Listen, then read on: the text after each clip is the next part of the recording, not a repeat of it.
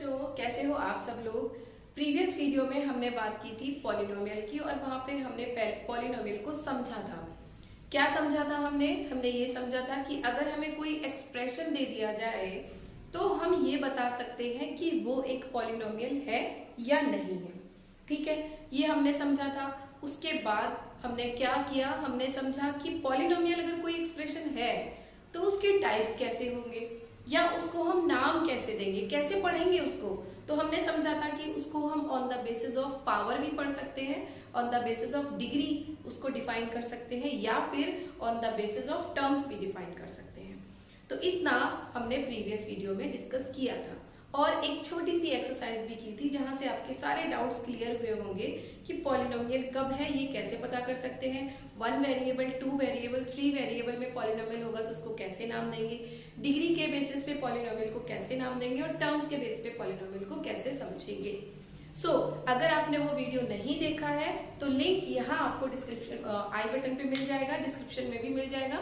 तो आप जाके वहां से पहले उसको देखो ताकि आपको पहले वो सारे डाउट्स क्लियर हो, तभी इसको पढ़ने में बहुत मजा आएगा। ठीक है, हम शुरू करते हैं आज का अपना क्लास। जो बच्चे नए हैं मैं उनसे रिक्वेस्ट करती हूँ कि अगर आप मेरे चैनल पर नए हो तो आप पहले चैनल को सब्सक्राइब कर लो, क्योंकि 9th और 10th के यहाँ पर आपको बहुत से मैथ से रिलेटेड वीडियोस मिलेंगे जो आपकी एजुकेशन को इनहेंस करेंगे। और बेल आइकन को भी प्रेस कर लेना ताकि आपको हमेशा नोटिफिकेशन मिलता रहे। तो अब हम आगे क्या समझेंगे, हम समझेंगे कि अगर कोई पॉलिनोमियल है, देखो नहीं है तो बात खत्म होती है उसकी, लेकिन अगर कोई पॉलिनोमियल है तो उसमें हम उसके सॉल्यूशंस फाइंड आउट करना चाहेंगे ना, उसके बारे में और समझना चाहेंगे, उसकी सॉल्यूशन क्या है, उसकी वैल्यूज क्या क्या हो सकती हैं, तो वो अब हम बात करेंगे। अगर कोई एक्सप्रेशन पॉलिनोमियल है तो हम फर्स्ट जो हमारा मेंशन होता है या फर्स्ट हमारे जो काम करना होता है वो क्या होता है, हमें पहले उसके जीरोस फाइंड आउट करने होते हैं। ठीक है, अब जीरोस क्या होते हैं, जीरोस नहीं पता तो बहुत से बच्चे सोचते हैं कि जीरोस क्या होते हैं, जीरो मतलब कि कुछ जीरो जीरो आ रहा होगा। सही है, कुछ हद तक सही है, कुछ हद तक गलत भी है। देखो, जीरोस जो होते हैं किसी पॉलिनोमियल की वेरिएबल की वो वैल्यू होती है जहां पर वो किसी पूरे पॉलिनोमियल को जीरो बनाते हैं। नहीं समझ में आ रहा, देखो समझो, पहले इस एग्जाम्पल को समझो फिर आप इसको समझ पाओगे अच्छे से। सपोज करो कि मैंने कोई फंक्शन ऑफ एक्स लिया, ठीक है, अब वो मैंने फंक्शन ऑफ एक्स ले लिया, छोटा सा ले लेते हैं, x square plus 2x plus 1। अब मुझे क्या पता करना है, मुझे पता करना है कि x की किस वैल्यू पे ये पूरा एक्सप्रेशन जीरो हो जाएगा। तो अब हम कोई ज्ञानी कहता तो है नहीं जो हमको सपने आ जाएंगे कि x इज इक्वल टू ये वैल्यू होगी वहां पे जीरो हो जाएगा। हमें फाइंड आउट करना पड़ेगा। अब फाइंड आउट कैसे करेंगे, तो यहाँ पर देखो आपने क्लास 8 में ये चीज पढ़ी होगी ना कि कोई क्वाड्रेटिक, ये देखो पावर 2 में है तो कल मैंने आपको इससे पहले वाले वीडियो में बताया था कि पावर 2 को हम क्या बोलते हैं, क्वाड्रेटिक बोलते हैं।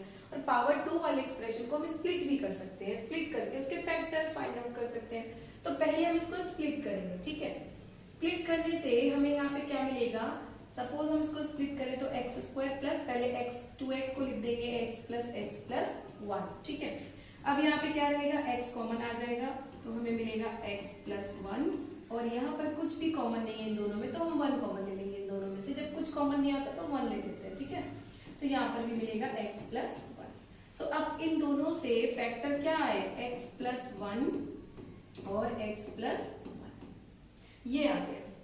अब हमें क्या पता करना है, जीरोस पता करने हैं, जीरोस ऑफ पॉलिनोमियल। तो बच्चों अब सोचो कि x की किस वैल्यू के लिए ये पूरा जीरो हो जाएगा, किस वैल्यू के लिए। देखो यहाँ पर x प्लस 1 है, ठीक है, यहाँ पर क्या है x प्लस 1, आगे चला गया, आ जाओ भाई। हाँ, तो यहाँ पे क्या है, x प्लस 1 है, प्लस 1 है, अगर x माइनस 1 हो तो ये जीरो हो जाएगा ना। देखो अगर मैं x इज इक्वल टू क्या रखूं, -1, तो यहाँ पर क्या होगा, -1 प्लस 1 हो गया ना जीरो, आगे वाले में भी -1 प्लस 1, क्योंकि इसके दोनों फैक्टर जो है वो इक्वल है तो दोनों के लिए सेम काम करेगा। यानी कि x इज इक्वल टू -1 पर हमारा ये जो पॉलिनोमियल था ये क्या हुआ, जीरो हुआ। ये क्या हुआ, जीरो हुआ। किस वैल्यू पर जीरो हुआ, x इज इक्वल टू -1 पर जीरो हुआ। ध्यान देने वाली बात है, x इज इक्वल टू -1 पर जीरो हुआ। ये जो x है ना, x इज इक्वल टू -1, यही इस इक्वेशन का क्या है, जीरो जीरो, है ना, जीरो। सो जीरो का मतलब ये मत समझो यहाँ पे कि क्या है, मतलब जीरो क्यों बोल रहे हैं इसको, ये x की वो वैल्यू है बच्चों, x की वो वैल्यू या वेरिएबल की वो वैल्यू जहां पर हमारा पूरा पॉलिनोमियल क्या हो जाए, जीरो हो जाए। ये समझाना था मुझे आपको।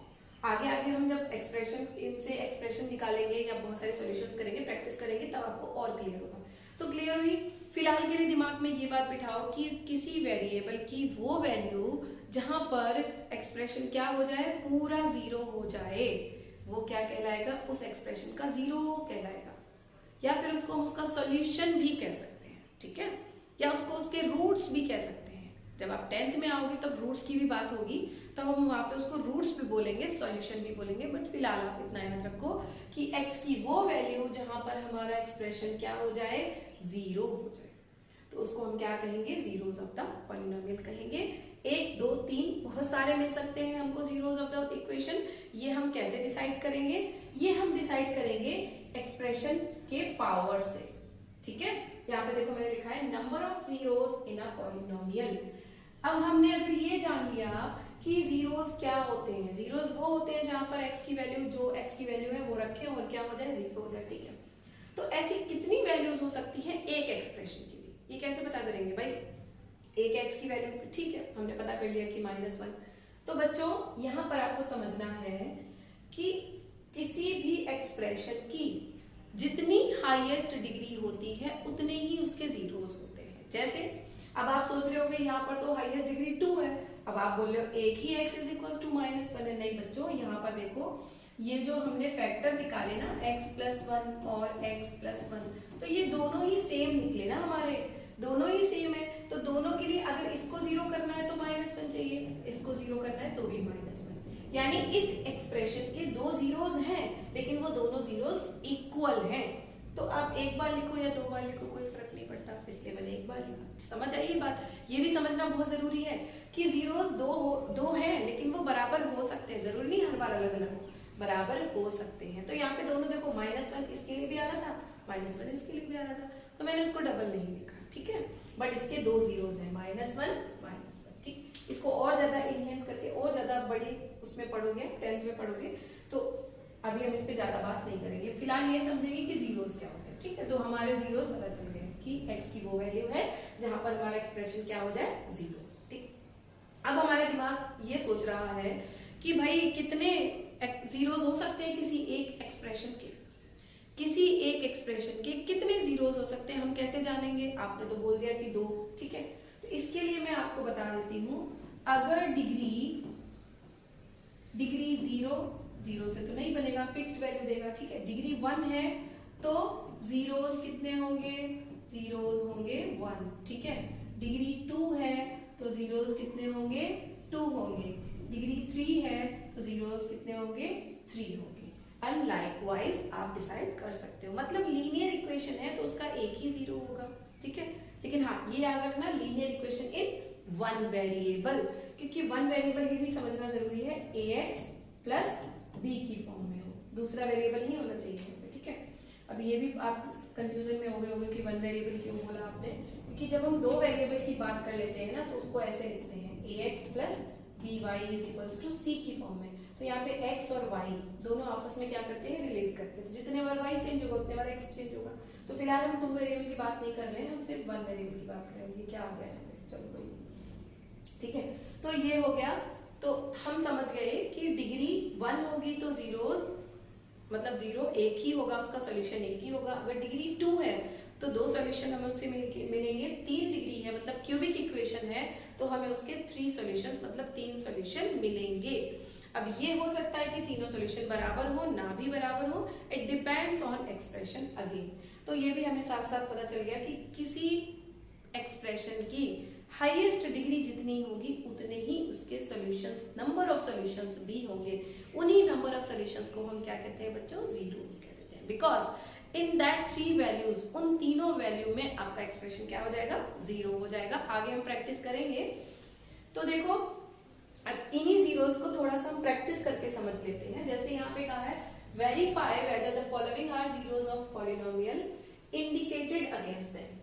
ये पॉलिनोमियल दिया है आपको px is equals to 3x plus 1 और इसके आगे x की वैल्यू दी है x is equals to minus 1/3। अब आपको क्या करना है, वेरीफाई करना है कि ये जो x is equals to minus 1/3 है ये इसका जीरो है या नहीं है, मतलब इसका सोल्यूशन है या नहीं है। तो हमें क्या करना है, सिंपल x की वैल्यू को उठाकर यहाँ पुट कर देना है। अगर हमारा जो एक्सप्रेशन है जीरो हो जाए तो सोल्यूशन है, जीरो नहीं होता तो सोल्यूशन नहीं है, सिंपल एज दैट। कुछ नहीं करना ना, वैल्यू पुट करनी है। वैल्यू पुट करके देखो तो यहाँ पर देखो मैं फटाफट से रख देती हूँ, px is equals to 3x plus 1 था ना, और x की वैल्यू क्या है माइनस की 1/3। सो यहाँ पर अगर हम रखें 3 इंटू माइनस का 1/3 प्लस 1, ठीक है, तो ये क्या मिलेगा हमको माइनस का 3/3 प्लस 1, तो ये कट जाएगा, मीन्स माइनस 1 प्लस 1 क्या हुआ, जीरो। तो मतलब कि ये जो वैल्यू थी ये सॉल्यूशन है क्योंकि जीरो दे रहा है। ऐसे ही यहाँ पर देखो इसके लिए भी एक्स स्क्वायर माइनस 1 के लिए अब हमें दो वैल्यू दे रखी है 1 और माइनस 1, इन दोनों के लिए चेक करना है। तो देखो मैंने कहा था ना जिस एक्सप्रेशन की जितनी पावर उतने ही उसके सॉल्यूशन, तो यहाँ पर पावर 2 है इसीलिए इसके दो वैल्यूज भी हमको दिए कि चेक करो कि ये दोनों जो है इसके सॉल्यूशन है या नहीं, जीरोस है या नहीं। तो आप एक ही बार में तो रख नहीं सकते हो, 1 बाय 1 रखेंगे।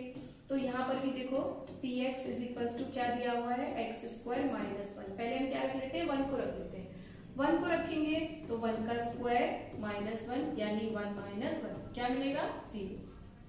अब इसी इक्वेशन में क्या रखना है माइनस 1, तो फिर से हम क्या रखेंगे माइनस 1 का स्क्वायर माइनस 1, तो माइनस 1 का स्क्वायर फिर से क्या हो जाएगा प्लस 1 माइनस 1 यानी फिर से 0। तो क्लियर है कि ये दोनों पे क्या हुआ, हमें जीरोस मिले, जीरो मिल गया ना, देखो यहाँ पर भी जीरो मिला, यहाँ पर भी जीरो, मतलब ये सोल्यूशन है। इसी तरीके से यहाँ पर देखो 3x स्क्वायर माइनस 1 के लिए फिर से देखो हमको दो वैल्यू दिए 1 और 2, इन दोनों के लिए चेक करना है, ठीक। अब चेक कर लो फटाफट से, यहाँ पर क्या मिलेगा px, एक मैं करती हूँ और एक आप करना। px इज इक्वल्स टू क्या है 3x स्क्वायर माइनस 1, रखो फटाफट से माइनस का 1/√3, तो 3 और ब्रैकेट में क्या रखेंगे माइनस 1/√3 और इसका स्क्वायर और माइनस 1, ठीक है। तो यहाँ से आपको क्या मिलेगा 3, अब देखो माइनस है तो माइनस का स्क्वायर प्लस हो जाएगा, तो उसके ध्यान दीजिए 1/3 और माइनस का 1, तो 3 से 3 कट गया तो हमें क्या मिला 1 माइनस 1, तो ये क्या मिल गया 0। तो मतलब माइनस का 1/3 0 है। इसी तरीके से आप 2/3 को चेक करो, 2/3 पे भी 0 आ जाएगा, अगर है तो आएगा, नहीं है तो नहीं आएगा, तो आप वो बता सकते हो, क्लियर है। ऐसे ही देखो यहाँ पर ये तो बताने की जरूरत भी नहीं है, x प्लस 1 x प्लस 2 दो फैक्टर करके दे दिए हैं और यहाँ पे पूछा है माइनस 1 के लिए और 2 के लिए चेक करो कि होगा कि नहीं होगा। अब यहाँ पर भी वैल्यू पुट करके चेक कर सकते हो, देखो यहाँ तो क्लियर ही दिख रहा है कि जब माइनस 1 यहाँ पुट करेंगे माइनस 1 प्लस 1 तो क्या मिलेगा 0, और 0 multiplied by something answer is 0। अब यहाँ पे जब 2 रखोगे तो 2 पर देखो नहीं होगा 0 क्योंकि प्लस का 2 है ना, तो जब यहाँ पे 2 रखोगे तो यहाँ पे 2 प्लस 1 मिलेगा, ठीक है, और यहाँ पे क्या मिलेगा 2 प्लस 2, ठीक, तो 2 प्लस 1 हो जाएगा 3 और 2 प्लस 2 हो जाएगा 4, तो 3 4 जा 12, मतलब 0 नहीं मिला। तो 2 is not a zero of equation or expression but minus 1 is a solution। तो ये आप बड़े आराम से बता सकते हो, इजी है, कुछ भी टफ नहीं है और स्टार्टिंग है, लेकिन इतना भी इजी नहीं है पॉलिनोमियल। अभी तो हम धीरे धीरे छोटी छोटी चीजों से शुरुआत कर रहे हैं। समझ में आया ना आपको, समझ में आ गया है तो जो नए हैं जिन्होंने फर्स्ट टाइम ये क्लास अटेंड किया है जाके चैनल को सब्सक्राइब कर लो, क्योंकि आगे भी आपको ऐसे वीडियोस सीक्वेंस वाइज सीक्वेंस हर चैप्टर के मिलेंगे और वहाँ पर हायर स्किल से लेकर लोअर लेवल से लेकर आपको हायर लेवल तक के सारे क्वेश्चंस मैं देने वाली हूँ। तो चाहते हो अगर मैथ तुमसे पढ़ना तो फिर चैनल को कर लो सब्सक्राइब और बेल आइकन को प्रेस कर लो ताकि जब भी वीडियो आए तो आपको मिले, और हो सके तो दोस्तों को भी सब्सक्राइब करवाओ ताकि उन्हें भी हेल्प। अब देखो find the zeros of the polynomial in each of the following. अब नेक्स्ट क्वेश्चन में हमने क्या समझा, नेक्स्ट में समझा कि जीरोस हैं या नहीं ये पता कर लिया, ठीक है। नेक्स्ट में हमने ये समझा कि जीरोस हैं या नहीं है, बट अभी यहाँ तो कह रहा है कि फाइंड आउट करो कि जीरो क्या होगा। देखो find the zeros of polynomial in each of the case, इन सारे केस के लिए इनके जीरोस बताओ क्या। तो अब हम उल्टा चलेंगे, देखो यहाँ पर दिया है px is equals to x plus 5, x की किसी वैल्यू के लिए ये पॉलिनोमियल क्या होना चाहिए, 0 होना चाहिए, ठीक है। For any value of x the polynomial should be 0। होगा कि नहीं होगा, अभी तो हम पढ़ के आए हैं।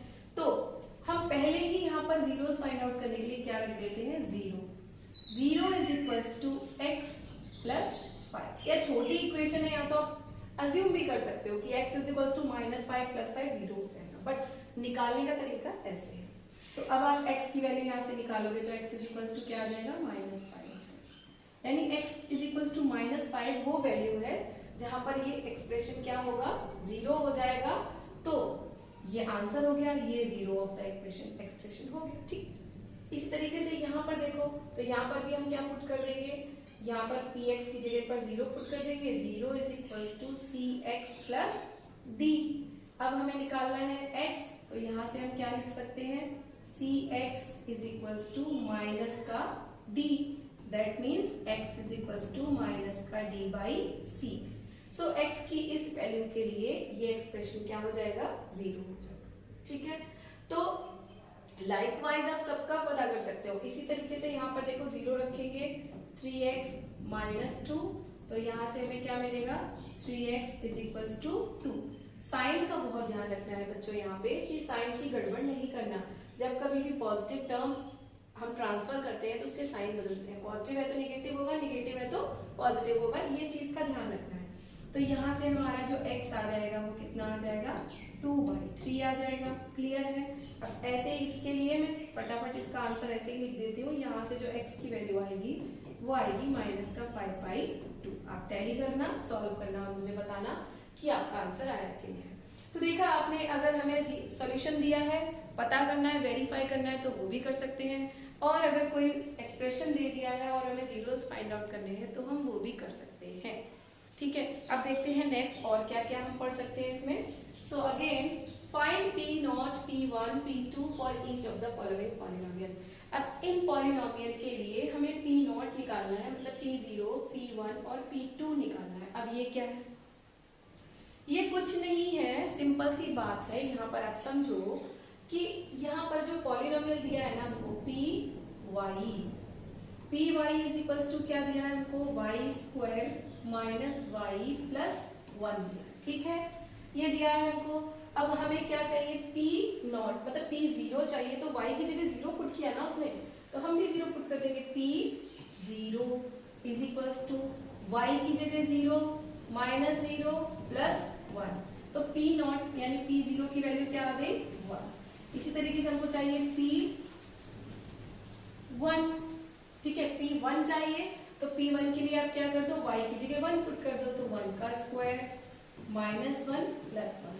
देखो -1 प्लस 1 तो कट गए, 1 का स्क्वायर अगेन क्या आ जाएगा, 1। अब हमें चाहिए P2, तो P2 के लिए y की जगह क्या पुट कर दो, 2, तो 2 का स्क्वायर माइनस 2 प्लस 1।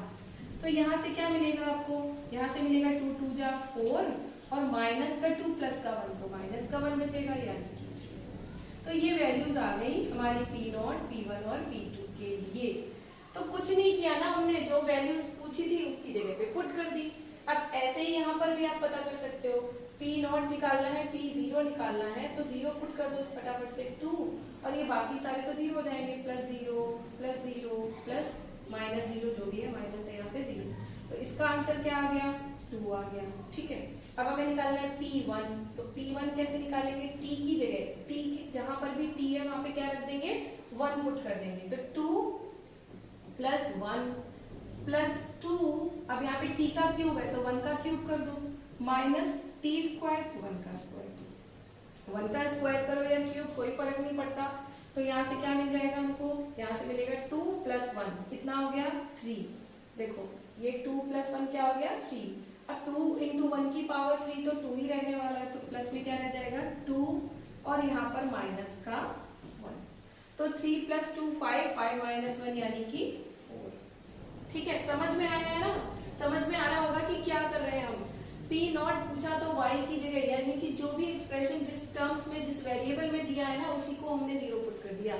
Py दिया था, पॉलिनोमियल जो वो y के टर्म्स में दिया था, नॉट 0 पूछा था तो y की जगह 0 पुट कर दिया, फिर y की जगह 1 पुट कर दिया, फिर y की जगह 2 पुट कर दिया, पावर और साइन के साथ। जो पावर है वही पावर रखनी है, जो साइन है वही साइन रखना है, ये गड़बड़ नहीं करनी। इसी तरीके से P2 निकालना है तो देखो मैं यहाँ निकाल के बता देती हूँ। P2 जब आप निकालोगे तो ध्यान रखना है, निकालना है तो P2 के लिए ध्यान देना है आपको कि 2 तो यहाँ पर है 2 प्लस देखो यहाँ पर t है तो t की जगह क्या रखेंगे 2, फिर यहाँ पर 2 है तो 2 रख दिया और इन 2 में t की पावर 3 यानी 2 की पावर 3 और माइनस t स्क्वायर यानी 2 का स्क्वायर। ठीक, जो जैसा है वैसा ही पुट कर देना है, वैल्यू वैसी की वैसी ही पुट कर देना। ठीक, अब आप सॉल्व कर लो तो कितना हो गया, ये 2 + 2 हो जाएगा 4 + 2। अब इसकी पावर जब 2 की पावर 3 है तो कितना मिलेगा 8 और माइनस का 4। तो देखो +4 - 4 तो यहीं पे कट गए और 8 2 जा हो गया 16। सो बहुत सिंपल है पॉलिनोमियल, अगर आप स्टेप बाय स्टेप समझते हो तब, अगर बीच बीच में हड़बड़ी में पढ़ोगे तब नहीं समझ में आएगा। तो इस तरीके से ये है आपका होमवर्क, इसको आप मुझे करके बताना कि आपको क्या क्या आंसर मिले। आप P0 के लिए निकालना, P1 के लिए निकालना और P2 के लिए भी मुझे कमेंट करके बताना कि आपको आंसर मिले कि नहीं मिले। और एक बात, अगर आपको समझ आता है पढ़ाने का तरीका या कोई भी चीज़ समझ में नहीं आती है तो भी मुझे कमेंट करो, ताकि मैं और इम्प्रूव कर सकूं, आप तक वो सारी नॉलेज पहुंचा सकूं, आप किस तरीके से पढ़ना चाहते हो ये जान सकूं। ठीक है, अभी देखो next, find the value of each of the following polynomial at the indicated value of variable. Again जो हम कर चुके हैं वही हमने करना है। यहाँ पर वैल्यू दे दी है t = a और इस वैल्यू पर हमें इस पूरे पॉलिनोमियल की वैल्यू फाइंड आउट करनी है। सो फटाफट करते हैं p t। अब t की जगह क्या रखना है हमको a, तो यहाँ पे रख देंगे a, ठीक है, और = में 4, t की पावर 4 है तो क्या हो जाएगा a की पावर 4, ठीक है, और +5 a की पावर 3 माइनस t की पावर 2 है तो क्या हो जाएगा a की पावर 2 और +6।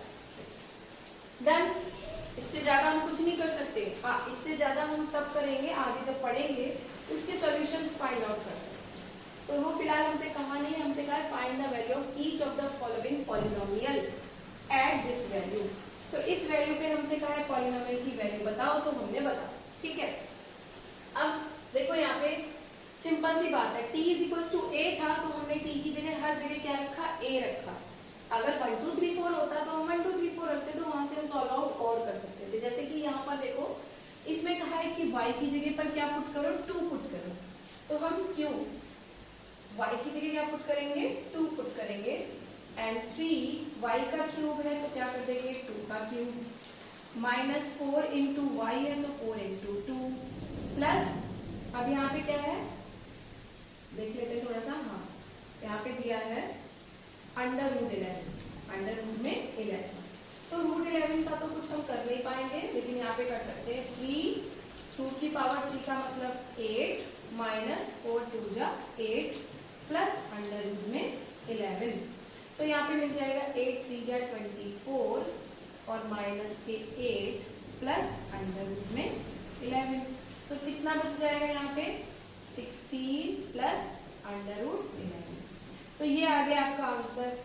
तो देखा आपने कि जीरोस फाइंड आउट करना और जीरोस से कई सारे सॉल्यूशंस निकालना, अलग अलग तरीके से पूछा ना हमसे हर बार। देखो यहाँ पर हमें क्या पूछा था कि at the given value find the value of polynomial, t की किसी वैल्यू के लिए पूछ दिया, फिर y की किसी वैल्यू के लिए पूछ दिया। ठीक है, अब जो हमने पहले किया था उसमें क्या था, पहले वाले में हमसे पूछा था कि अलग अलग वैल्यूज के लिए पॉलिनोमियल की अलग अलग वैल्यूज बताओ। जितने बार हमारा वेरिएबल का वैल्यू चेंज हुआ उतने बार हमारा आंसर भी बदला। यहाँ पर समझने वाली बात ये है बच्चों कि जो हमारा एक्सप्रेशन होता है वो डिपेंड ही करता है वेरिएबल पर, उसके सॉल्यूशंस जितने भी होंगे वो डिपेंड किस पर करेंगे, वेरिएबल। हम जितने बार वेरिएबल चेंज कर रहे हैं उतने बार हमारा जो एक्सप्रेशन था उसकी वैल्यूज चेंज हुई। देखो आप यहाँ पे आपके सामने है, यहाँ पर भी देखो, यहाँ पर क्या मिला 4 मिला, फिर हमें मिला 16, नेक्स्ट मैंने आपके लिए छोड़ दिया था, फिर यहाँ पे मिला था 2। तो जितने बार हमने यहाँ पर वैल्यूज चेंज की वेरिएबल की उतने बार हमारे आंसर्स भी बदल गए। सो अब नेक्स्ट जो क्लास होगी उसमें हम बात करेंगे पॉलिनोमियल्स को मल्टीप्लाई और डिवाइड। तो आपने मल्टीप्लाई सीखा है ना आपने, मल्टीप्लाई ऐड करना भी सीखा, लेकिन मैं आपको फिर सिखाऊंगी डिवाइड कैसे करते हैं, एक पॉलिनोमियल को दूसरे पॉलिनोमियल से डिवाइड कैसे करते हैं। डिवाइड में क्या आता है, रिमाइंडर। तो यहाँ पर जो सबसे इम्पोर्टेंट चीज़ है वो है रिमाइंडर थ्योरम, जो आपको हायर लेवल तक बहुत हेल्पफुल होती है। तो मेक श्योर जब तक वो वीडियो नहीं आता है तब तक आप इससे रिलेटेड अपनी जो एक्सरसाइज है एनसीईआरटी की 2.2 उसको जाके प्रैक्टिस करो। वैसे तो मैंने बहुत सारे क्वेश्चंस वहीं से लिए हुए हैं यहाँ पर, बट स्टिल कुछ छूट गए हो तो आप वहाँ पर प्रैक्टिस कर लो। And yes again, if you are new, then make sure you subscribe my channel and press the bell icon so that you can get all the notifications related to your subject. So till then, enjoy video, learn and bye.